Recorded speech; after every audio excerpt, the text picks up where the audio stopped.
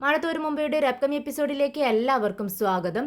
അങ്ങനെ വൈജയന്തിയുടെ മകളാണ് അലീന എന്നുള്ള സത്യവും രോഹിത്താണ് അലീനയുടെ ഈ അവസ്ഥക്കുള്ള കാരണക്കാരൻ എന്നുള്ള സത്യവും അറിഞ്ഞതിന് ശേഷം നമ്മുടെ ബാലചന്ദ്രൻ ആകെ തളർന്നു പോവുകയാണ്. എല്ലാവരും തന്നെ ചതിക്കുകയായിരുന്നു എന്നുള്ള സത്യം ബാലചന്ദ്രൻ തിരിച്ചറിയുകയാണ്. അങ്ങനെ അലീന ബാലചന്ദ്രനോട് ചോദിക്കുന്നുണ്ട്, മേഡത്തെ ഇങ്ങോട്ടൊന്നും കണ്ടില്ലല്ലോ സാറേ, മേഡത്തിന് സുഖമല്ലേ എന്ന് ചോദിക്കുകയാണ്. ഓ, അവൾക്ക് എന്താ സുഖത്തിന് കുറവ്, നീ ഡിസ്ചാർജ് ആയി വരുന്നതും കാത്തിരിക്കുകയല്ലേ അവള്, അടുത്ത അംഗത്തിനുള്ള ഒരുക്കങ്ങളുമായി. ഇത് കേട്ടിട്ട് അലീന പറയുന്നുണ്ട്, എനിക്കറിയാലോ മേഡത്തിൻ്റെ സ്വഭാവം, അത് സാരമില്ല സാർ, മേഡത്തിനെയും ആ വീടിനെയും ഒക്കെ എനിക്ക് അറിയാവുന്നതല്ലേ, ഞാൻ അതെല്ലാം നോക്കിക്കൊണ്ടിരുന്നതല്ലേ ഇത്രയും ദിവസം എന്ന് ചോദിക്കുമ്പോൾ നമ്മുടെ ബാലചന്ദ്രൻ പറയുന്നുണ്ട്, അതെ, നീ നിന്റെ വീട് പോലെ നോക്കിക്കണ്ടു, അതിൻ്റെ അർത്ഥം അവൾക്കറിയില്ലല്ലോ. ഇത് കേട്ട് അലീന നമ്മുടെ ബാലചന്ദ്രനെ തന്നെ നോക്കിയിരിക്കുവാണ്. എന്താ സാറ് ഇങ്ങനെ പറഞ്ഞത്, ഒരർത്ഥം വെച്ചുള്ള സംസാരമാണല്ലോ എന്ന് അലീനയ്ക്ക് സംശയം തോന്നാതില്ല. പിന്നീട് ബാലചന്ദ്രൻ വീട്ടിലേക്ക് ചെല്ലുവാണ്. അവിടെ ഒരംഗത്തിനുള്ള ഒരുക്കങ്ങളുമായി നിൽക്കുകയാണ് നമ്മുടെ വൈജയന്തി. എന്തിനാ നിങ്ങൾ ഇങ്ങോട്ടേക്ക് വന്നത്, അവിടെ തന്നെ അവൾക്ക് കാവലായിട്ട് ഇരിക്കാമായിരുന്നില്ലേ, നിങ്ങൾക്ക് ഇങ്ങോട്ട് വരേണ്ട ആവശ്യമൊന്നും ഇല്ലല്ലോ. എന്തായാലും നാട്ടുകാർ പറഞ്ഞു തുടങ്ങി നിങ്ങളുടെ ആദ്യത്തെ ബന്ധത്തിലുള്ള വല്ല മകളുമായിരിക്കും ഈ അലീനയെന്ന്, സത്യമാണോ അത് എന്ന് ചോദിക്കുകയാണ്. ഇത് കേട്ടതും ബാലചന്ദ്രന് ദേഷ്യം വരുവാണ്. അത്ര നേരം മനസ്സിൽ അടക്കി പിടിച്ചിരുന്ന എല്ലാ സങ്കടങ്ങളും ദേഷ്യവും എല്ലാം കൂടെ ഇങ്ങ് പുറത്തേക്ക് വരുവാണ്. ബാലചന്ദ്രൻ ചോദിക്കുന്നുണ്ട്, എന്തായാലും അലീന എൻ്റെ മകളല്ല, പക്ഷേ കൈതക്കൽ മാളിയേക്കൽ വീട്ടിൽ കുഞ്ഞിരാമ മേനോന് 4 മക്കളാണുള്ളത്, 3 ആൺമക്കളും 1 മകളും. ആരുടെയെങ്കിലും മകളാണോ ഇത് എന്ന് സംശയിക്കേണ്ടിയിരിക്കുന്നു എന്ന് പറയാണ്. ഇത് കേട്ടതും വൈജയന്തി ഒന്ന് ഞെട്ടുന്നുണ്ട്. എന്താ ബാലചന്ദ്രൻ ഇത്രയും നാളും പറയാത്തൊരു വാക്ക് ഇപ്പോൾ പറഞ്ഞത്, ഇതിലെന്തെങ്കിലും ഇദ്ദേഹം എന്തെങ്കിലും സത്യം മനസ്സിലാക്കിയിട്ടാണോ ഇങ്ങനെ സംസാരിക്കുന്നതെന്ന് നമ്മുടെ വൈജയന്തിക്ക് തോന്നുവാണ്. ഇനി അലീന ഇങ്ങനെ പറഞ്ഞതുപോലെ സംശയം വെറുതെ ഡൗട്ട് അടിച്ച് പറയുവാണോ അതോ സത്യം എന്തെങ്കിലും മനസ്സിലാക്കിയിട്ട് പറയുവാണോ എന്ന് വൈജയന്തിക്കും സംശയം തോന്നുവാണ്.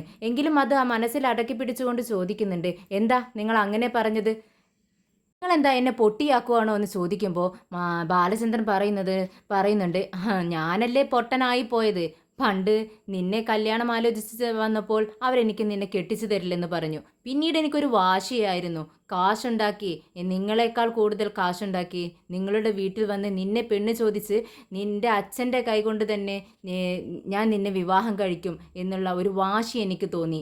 അതുകൊണ്ടാണ് ഞാൻ പണമുണ്ടാക്കി നിന്റെ വീട്ടിൽ നിന്നെ വിവാഹം ആലോചിച്ച് വീണ്ടും വന്നത്. അത് ഇപ്പോഴൊരു തെറ്റായി പോയോ എന്നെനിക്ക് സംശയമില്ലാതില്ല എന്ന് പറയുകയാണ്. ഇത് കേട്ടതും നമ്മുടെ വൈജയന്തിക്ക് കൂടുതൽ സംശയം തോന്നുവാണ്. പിന്നീട് ഓരോ ദിവസവും നമ്മുടെ ബാലചന്ദ്രനും വൈജയന്തിയും കൂടി എപ്പോഴും മടിയായിരിക്കും.